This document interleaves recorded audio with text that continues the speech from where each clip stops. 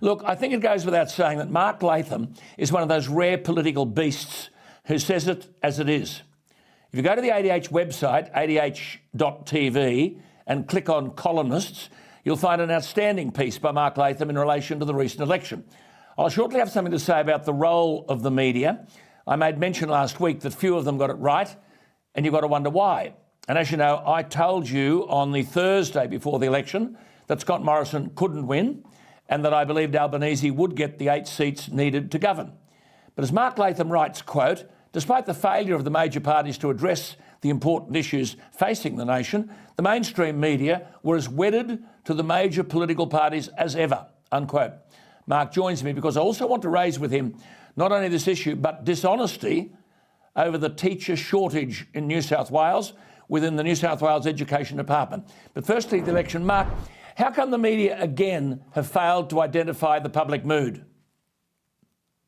Well, they're very much wedded to the major parties, Alan.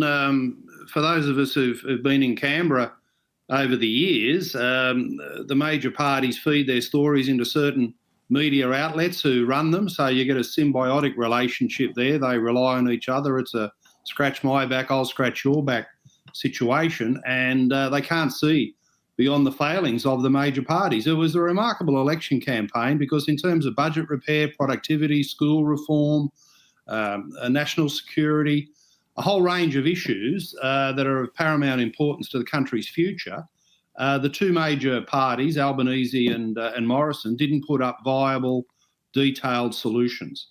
And the public mood very much was put the major parties last, a pox on both their houses.